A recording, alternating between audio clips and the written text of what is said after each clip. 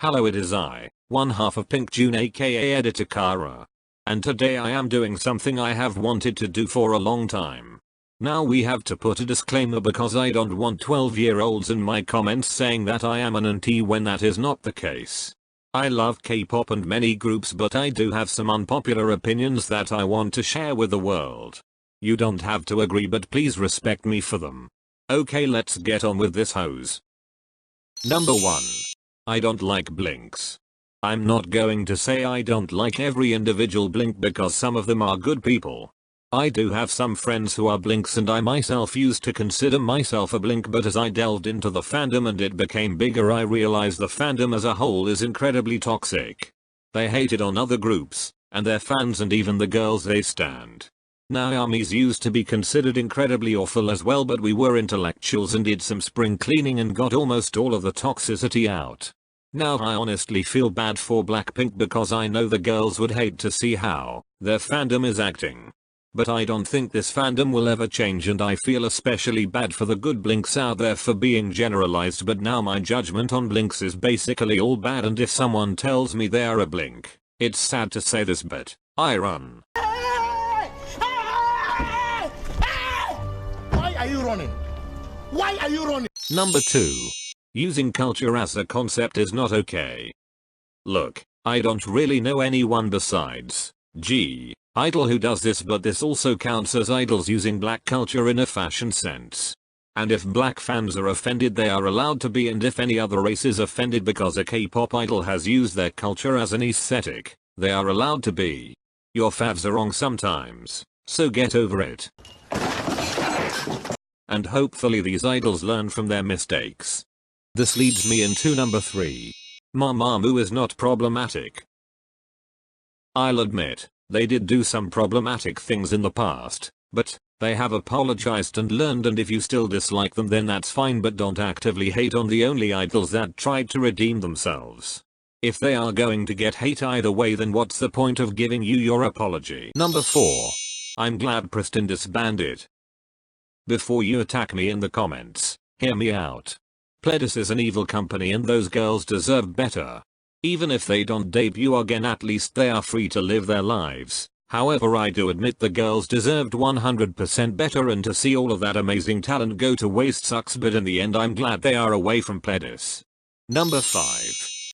Somi's birthday was not it. When I first saw and heard that music video and song, I was honestly taken aback. The drop and her high-pitched voice just don't sound great together. I just don't think the song was well executed. Don't get me wrong though, I think Somi is an incredible idol and I love her with my whole heart, but the debut just wasn't it. Number 6. Boy with Love deserves Song of the Year. Look, before girl group stans get pressed, let me have you take a look at my Twitter. I was a huge advocate for Fancy Song of the Year, but just because I liked and wanted that song to win does not mean Boy with Love didn't deserve it any less. BTS got a lot of praise and success with that song and it deserves Song of the Year.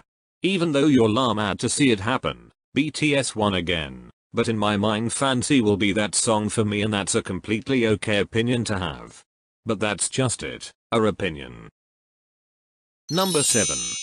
Mamamoo was the female artist of 2019. Now before you bring in Twice or Luna, Mamamoo broke records as well as just killed it this year. Gogabib was that bitch and hip is a bop. No one can deny that. I truly hope these 4 wonderful girls get more recognition next year, and I can't wait to see them start getting the praise they deserve. Number 8. Icy was better than Dalla Dalla. Now let me first start by saying that. Actually no. Icy was better than Dalla Dalla, period. Okay, now let's all watch Queen Eunice lay for a second.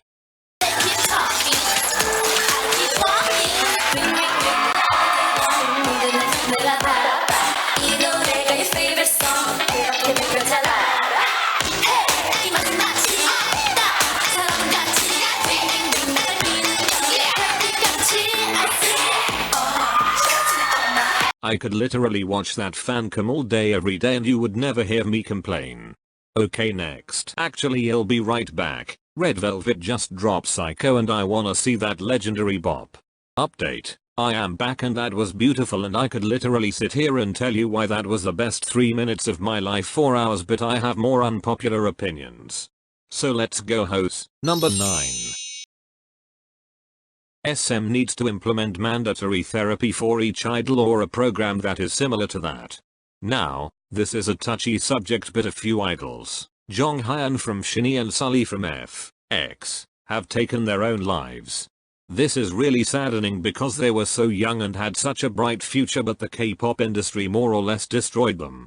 I understand completely why they did what they did and respectfully pray for everyone that was friends, family, or knew them personally. I just think in light of this situation, SM should implement a program that helps idols if they're going through this. Before I end the video, I just want to say, rest in peace to Sully and Jonghyun. You were precious souls and were taken from us too soon. We all love you. So that was the video. I hope you enjoyed. I wanna say I am a new K-pop channel and I have a passion for doing this, so it would really mean a lot if you would subscribe, like, or even comment. Also tell me what you would like to see. I am pretty good at editing and I really like to do it, so I am always open to do things my subscribers would recommend. Okay, this is Editor Kara signing off.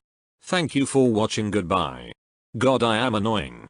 Also, before I forget, don't forget to stan God Jahio, stream Psycho, and subscribe.